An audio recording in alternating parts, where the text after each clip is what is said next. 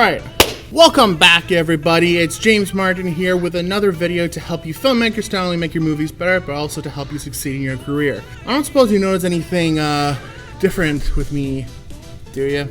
I mean, at this time, we're all in quarantine. I don't know if you are, but I certainly am. And what helps you stay more sane than to hop on YouTube and watch some good old-fashioned filmmaker review videos.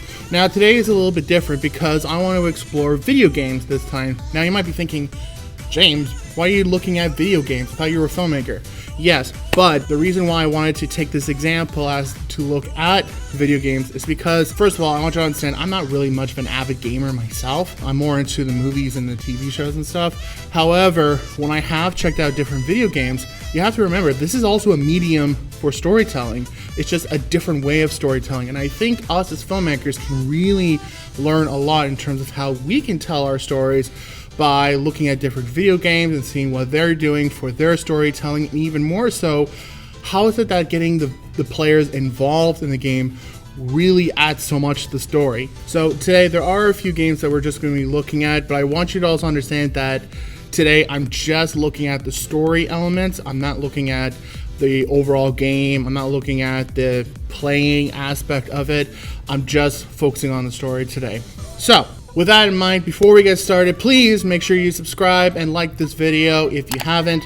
Now let's jump into my favorite video game thus far, and that is called Shadow of Mordor. Now in Shadow of Mordor, we're introduced to a character called Talion, a captain who served the realm of Gondor and was in charge of manning the Black Gate, which led to Mordor and kept the evil in. But when Sauron's evil takes over the gate and all of Mordor and kills Talion and his family, Talion is then brought back from death and is bound to a soul of an elf called Celebrimbor, who helped Sauron forge the One Ring during the events of The Lord of the Rings. In the game, you play as Talion, where you will be slaughtering every Uruk in Mordor and take vengeance on the foes that slaughtered Talion and his family. Now, first off, I want you to understand that even though there's a lot of events and names that have to do with The Lord of the Rings, unfortunately for you Tolkien nerds, you have to understand that this is very different from the books. You can see Talion is never mentioned, nor do the events regarding Talion ever take place. However, Celebrimbor is briefly mentioned in the books, but that's it. Now, the reason I really want to talk about this video game in particular, obviously we're also going to be looking at some recaps. I can't really react to this game live. However, these are just my honest opinions about how great this video game is, because the games themselves are just, they could take anywhere from 8 hours to 60 hours. Now, the gem about this game that it does really, really well is its world building, which is an incredibly complex and fascinating subject to discuss when it comes to creating fantasy stories. So first off, let's talk about the open world element. So you get to explore sort of two main areas of Mordor, which you are free to explore every single nook and cranny. This is an incredible element to many fans of the books and the movies who have always wanted to visit Middle-earth and to check out as many components in the story. This opens up a wild world of possibilities as you explore, run, hide, fight, or even gather intel. Now, I want to address the coolest element of this game, which are the Uruks. The game has not only thrown in these monster enemies which you have to fight, but the writers have completely fleshed out these creatures from their character traits to their habits, their quirks, and even their military system. So what's interesting is that in the game, you're introduced to a nemesis system where you gather intel on the head Uruk leaders, including where they're located, their strengths, and their weaknesses. And see, the Uruks are sort of alpha male type creatures where they focus on either following the strongest leader of the pack as to not get killed or to fight to become the leader. When an Uruk proves their skills and fighting capabilities, they will rank from a normal fighter to a captain, where they might have their own small army. But these captains serve under a war chief, who are like the generals of the Uruk army and are the toughest opponents. War chiefs will often have one or several captains under their belt, And if the war chief dies, either by someone else or by another captain, then another captain will take its place and rise up the chain of command. These Uruks are constantly at war with each other and are fighting for dominance. The Uruks also come with different types of combat skills, designs, and weapons of choice so that you feel less like you're fighting against Uruk 1, Uruk 2, and Uruk 3, but that each Uruk feels different and you will need to resort to different tactics and strategies in order to fight or run away. These type of Uruks might range from regular fighters to shield and spear users to brutal axe users and archers. You will also find Uruks doing many types of different activities throughout the game, including drinking, fighting, killing animals, resting, guarding, or managing slaves. The AI in this game allows the Uruks to constantly be doing something at any given time.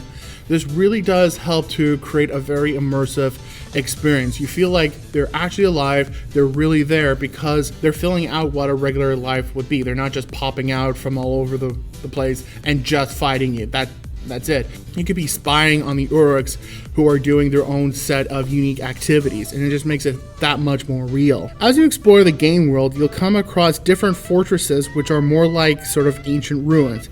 Now, this is actually true to the book, since Mordor was one of the realms of men, but then was captured by Sauron, the Dark Lord. And these fortresses are where you'll typically find it populated by Uruks, Uruk captains, and war chiefs. Some missions will require you to attack these fortresses with stealth if you're spotted. Then one of the Uruks will try to light a beacon to signal all the nearby Uruks to flood the fortress, which will give you a lot of trouble. Now, throughout the game, you'll find so many different elements to explore, from the creatures like Caragors or Grogs, to plants, regions, and cities, and even relics from previous generations in Mordor. The game gives you so much backstory and material in the world that it's almost impossible to not get sucked into the story and actually believe that you're there. So as filmmakers, we can really understand that, especially if we're creating a sci-fi fiction or a fantasy fiction, that it's really important that we really think about not just what we're understanding and what our main characters have to deal with, but think about everyone else. Think about the environment. If you look and you see a random person on the sidelines, well, what are they about? Can we understand what system that they're dealing with, what their lifestyle is like, the habits, and what they have to do in order to make it through in life? Much like how the Uruks, you understand essentially what goes on a daily basis. You get a whole list and a whole range of the different types of activities that they're doing. You understand the lifestyle of the Uruks, and it just makes it that much more immersive, right? So even if you take your character out of the story, you have a clear understanding of what is happening if your character was not there. This creates a very deep world and a very good understanding of what it is, right? This is an excellent example in world building. All right, so that's called Shadow of Mordor. Now I want to talk about another video game. This one literally scares the living crap out of me. Very, very scary, very, very haunting, but so well done in terms of its storytelling, but also its unique game mechanics that also fit directly into the storytelling. And to me, this even goes beyond the video game, which I think those are the best type of stories where even if you walk away from the game, it still keeps you thinking, and it still keeps you wondering about, you know, dealing with the everyday life, now having a unique perspective from that story or from that game. And the game that I want to talk to you about is called The Man of Medan. Now, first off, I want you to understand that at the time of this video, there is a sequel to Man of Medan coming out.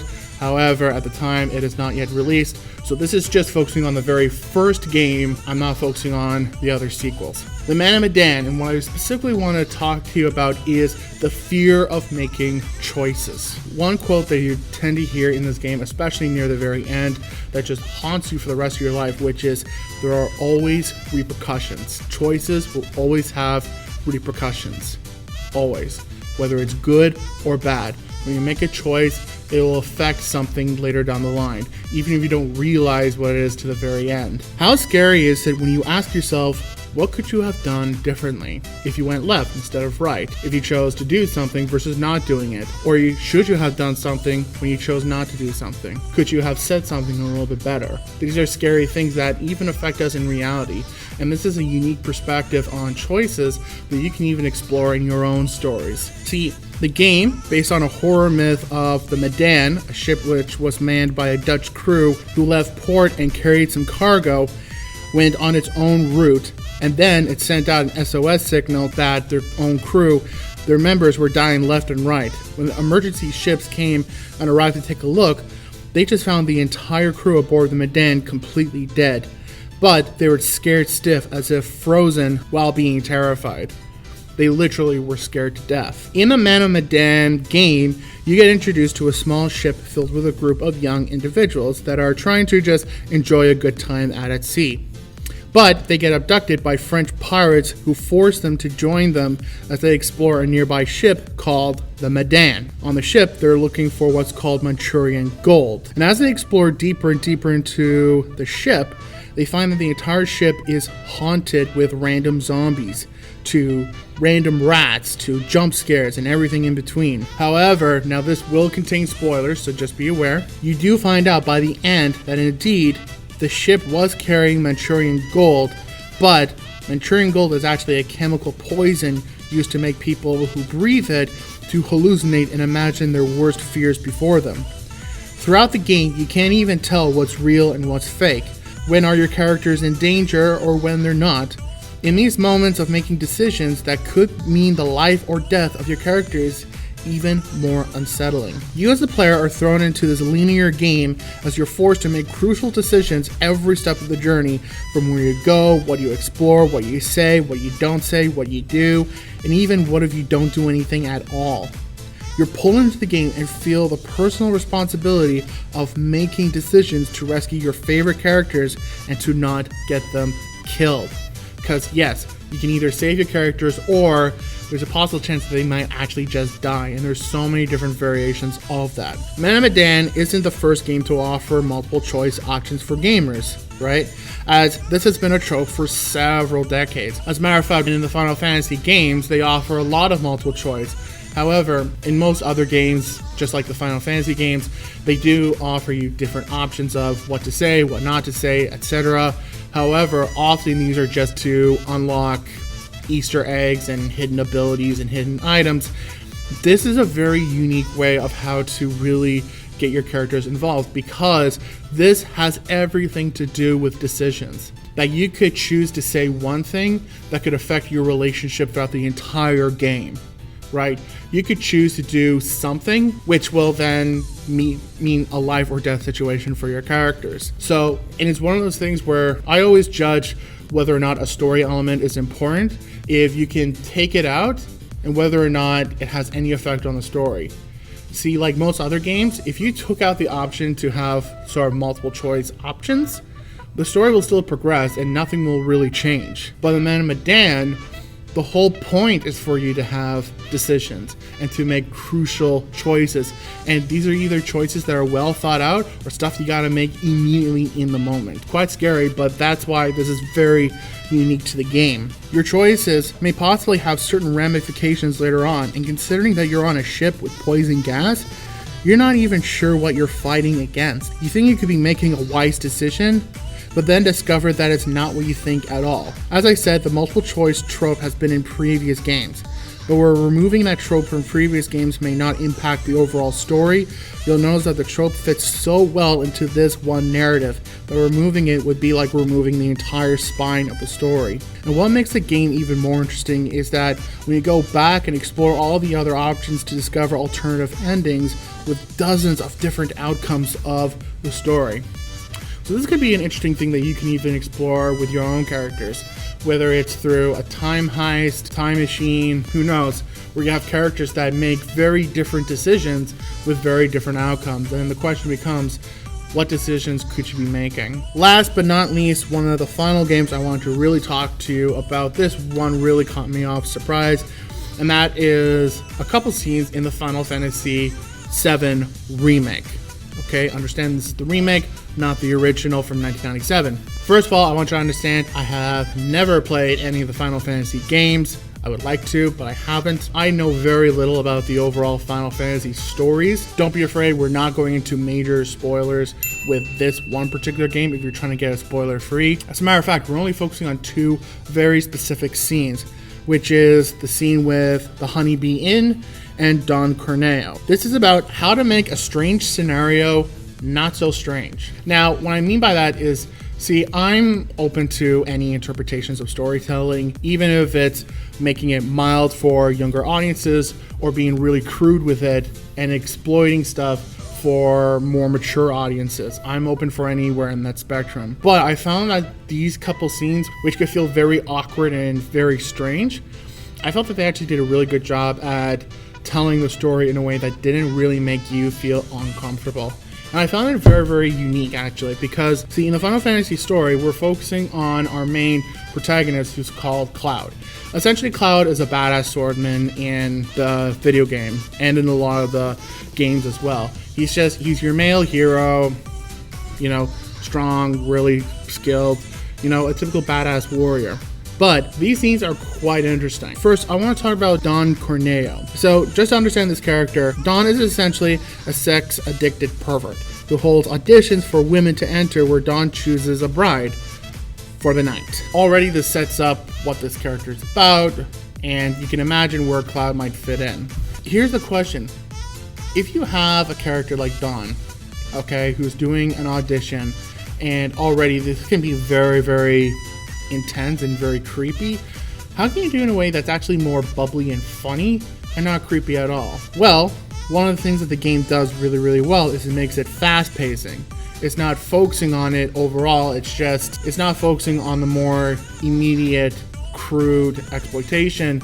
It's focusing on just making it fast paced so you get distracted, you don't have to think so much about it. They just go in, the audition is very, very quick, and then we move on to the next scene. There's also a lot of fast-paced and groovy music, right? It's not, see, normally if you were to think about something creepy, you think about something very slow and very eerie. Well, this is a lot of dance music. It's meant to feel very energetic.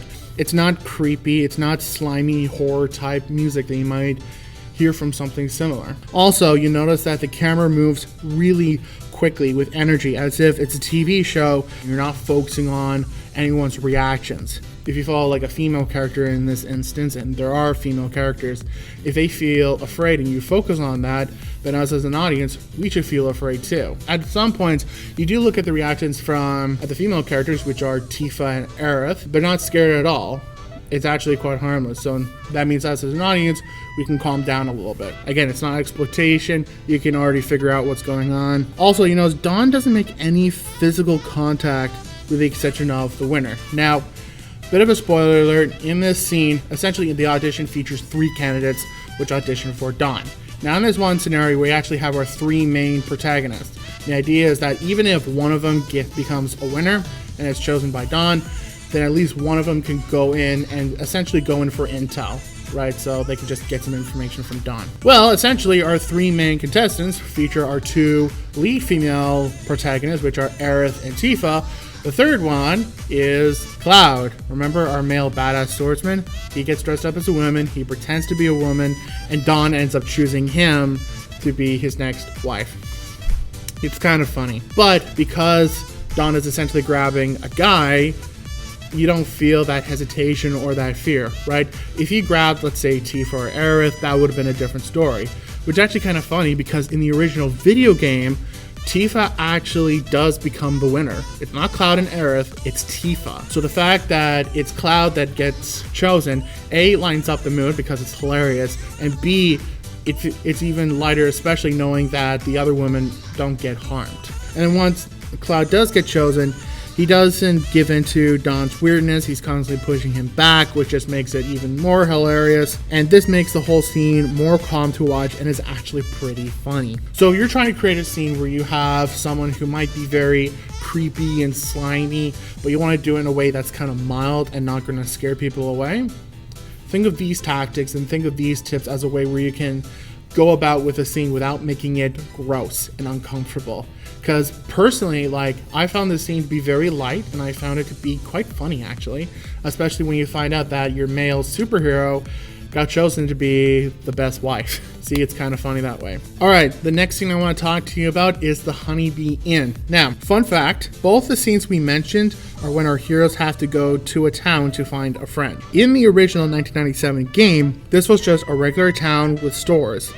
In the remake, it has more of like a downtown Las Vegas feel with neon lights, plenty of stores, bars, and activities. This helped create some very interesting situations for our hero and to flesh out characters and their relationships with each other, such as with Cloud and Aerith. This Honeybee Inn is also a new addition, as in from the original classic, gets addressed from the store. This new change will make it a bigger impact on the story. I've watched several gamers' reactions to this, and what I tend to notice is that while the male gamers were either chill or slightly weirded out, it were the female gamers who just fell in love with the scene the most. And guess who the female audience is going to feel very emotionally connected with the most? It's going to be your badass male heroes. Now, to me, this is clearly a scene that was created to pander to the female audience. However, it does do a few things surprisingly well. See, when you think about it, imagine if you have your male badass hero who then has to go on a dance floor and dance. And especially has to do a lot of dancing with another guy. Kind of weird, don't you think? However, what this game does is, first off, the music to the Honeybee Inn in the classic had a more synthesized feel that was fun, it was light, and slightly magical. This new one starts with a song called Honeybee Inn, which starts with the honeybee dancers taking up the stage in a colorful spectacle, much like what you'd expect on, let's say, a cruise line. And then Cloud gets invited onto the stage to dance with the Honeybee Inn owner, and now the music is more like a party, like as our duo dancers with 3 different soundtracks, much like if the DJ jumping from different songs to keep the energy going. They do the same thing as Don Corneo's scene, which is energy focused and very contemporary. Now, as someone who comes from a background of being a dancer and has choreographed dance numbers in the past, personally, I think this dance could have been even faster and have even more energy, as it's a little mellow at times, but I mean mellow like a bit. Dances like these are supposed to get your heart pounding and to encourage you to get up on your feet and join in. I personally don't feel that with this dance. However, I would sincerely doubt that a gaming company would bring in a dance choreographer to create these dances and combos, and perhaps the game developers just had to figure out this on their own. I do think that what they were going for was an upbeat, modern moment that not only did some fan service, but allowed you, the player, to just have some fun and to lighten up the story from the more darker elements that are going to come later on. Alright, so I hope that helped you out, and I hope that you got some great insight and inspiration from this, because again, video games is just another medium for storytelling.